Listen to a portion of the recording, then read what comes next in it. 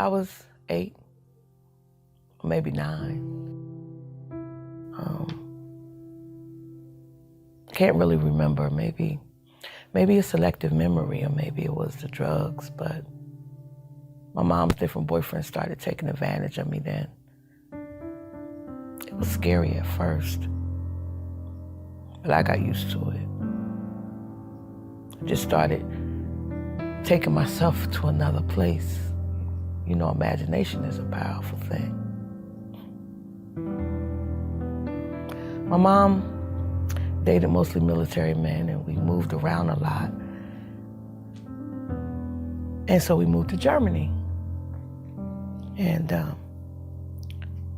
that's when I started using drugs. It was cocaine. I was a teenager. Then I didn't have to pretend anymore. The drugs took me somewhere else. And you know, my mother didn't even know. She was self-consumed. Well, my mother and stepfather, they divorced when I was about 17. We moved stateside then, settled in California. Then I started using crack. I couldn't afford cocaine no more. I didn't have the friends or the money. My mom met a military guy, and he had a younger brother. And so I met him, and he and I started dating. He didn't know I was a drug addict. It was a toxic relationship. He and I, we fought a lot.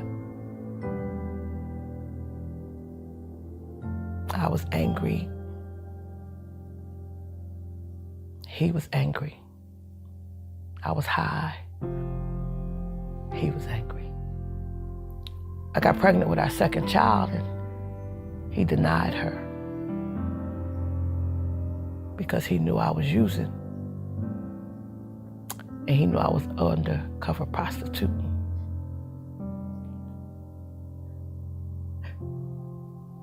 So he took our oldest baby and he left. I was alone. I was drug addicted. And I was a single mom. My family, they didn't know how to help me. They tried to get me in rehab, and I would go in and I'd come out, and I start using again. I sold my baby for drugs. Then I found out I was HIV positive. What in the world?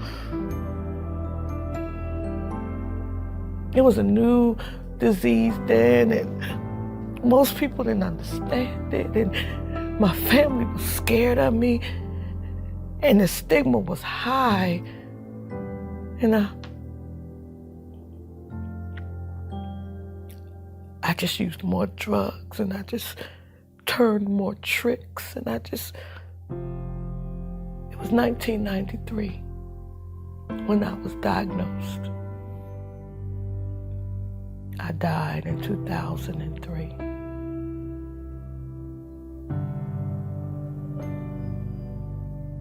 I often think, what if PrEP had been available then?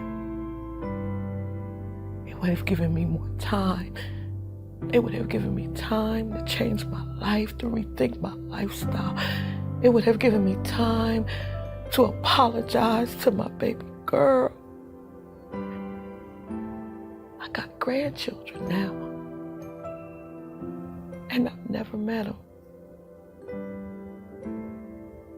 It would have given me time to enjoy my grandchildren and my great-grandchildren. I wish PrEP was available then. It would have given me time, something you can never get back.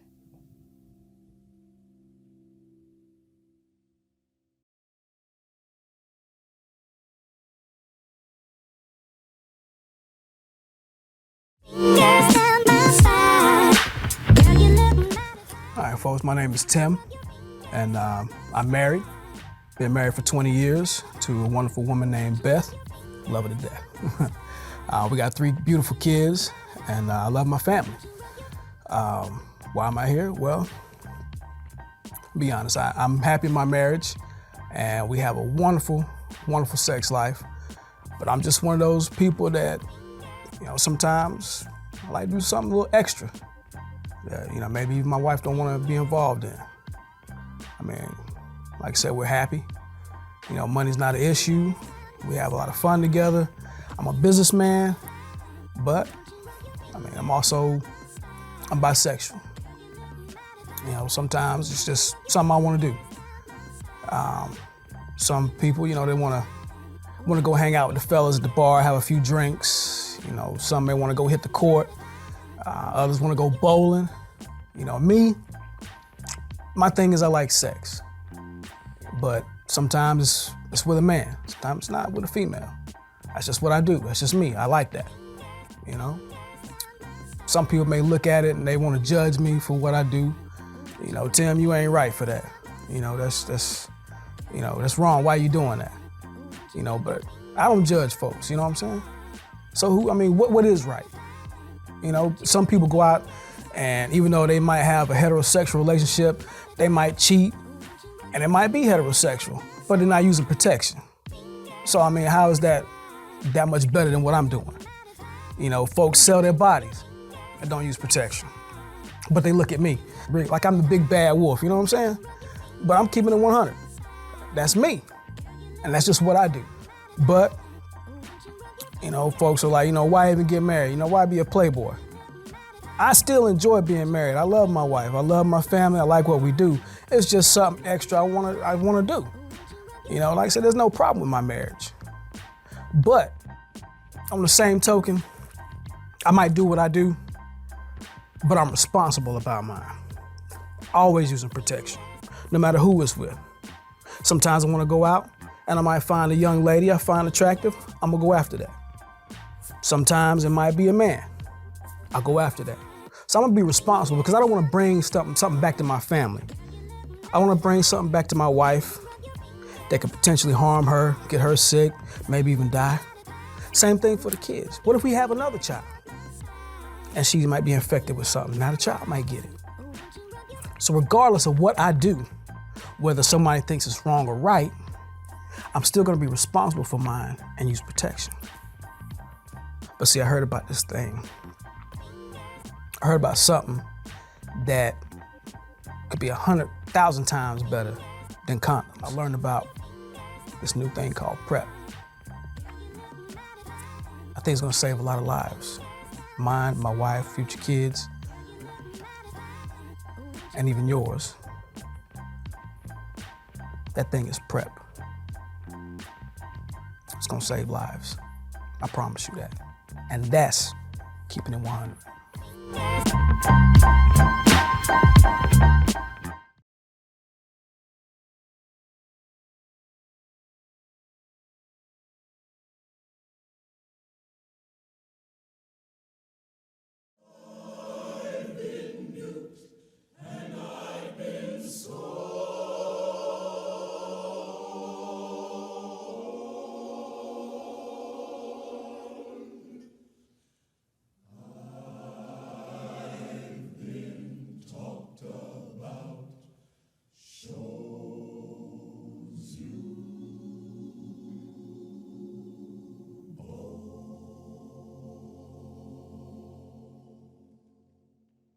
I wasn't ready to put on my long white robe. Do you think I was really ready? No. I had many more productions to give to the world. Instead, you had the newspapers reading, Alvin Ailey, lead figure in modern dance, dies at 58. I wasn't ready. In fact, there were several monumental things that were happening in the year of 1989. There was the fall of the Berlin Wall, but yet there was the rise in racism in New York City, of all cities, New York City. Then there were many things that happened that same year that there was that young man, Spike Lee, who had Do the Right Thing to come out. I would have loved to collaborate with him and do a lot more modern dance in street theater. It was so innovative. Then you had cases like the Central Park Five, and then you had Yusuf Hawkins, who died at the hands of an angry mob of Italian Americans. All this racial tension, such an oxymoron. But you know, just like our God delivered Daniel out of the lion's den, He's made a way for man to protect each other from the lion's den of HIV and AIDS. I didn't have that. I mean, I missed out on the 90s. I missed out on my Swifty 60s. But let's live in a new revelation, and let's do a new dance where we all are doing better. We know better, so we're gonna do better. And let's do a new dance, and let's call it Damu, Ulinzi. In Swahili, that means blood protection. So let's do it. Do it with me. Damu, Ulinzi. Because life protection is blood protection.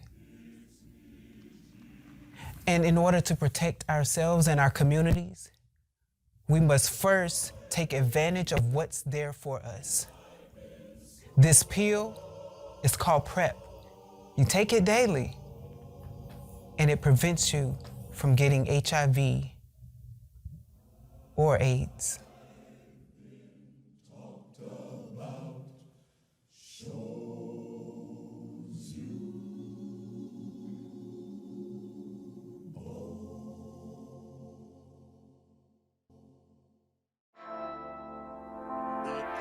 Did you know that North Carolina in the United States is one of the top 10 states for new HIV infection? That number increases even more when you are a Black MSM, meaning men who have sex with men, and you are 50% more likely to become HIV infected. Education is the key to prevention. The Triangle Empowerment Center is a nonprofit organization that offers free in-home HIV testing service, as well as free PrEP education and linkage. If you would like to know more about our agency, please feel free to visit our website at tryempowerment.org. You can also feel free to visit the North Carolina TriPrep website for more details about where you can find a local provider for PrEP if you are living in North Carolina at nctryprep.org. If you are HIV positive, seek out a local provider so that you can get on treatment. Undetectable means untransmittable. If you are HIV negative, then talk to your provider and see if PrEP is right for you. Taking pre-exposure prophylaxis, or PrEP, is a way for people who do not have HIV, but who are at high risk of getting HIV, to prevent HIV infection by taking this pill every day. The pill contains two medicines, tenofovir and M-tricytidine, that are used in combination with other medicines to treat HIV.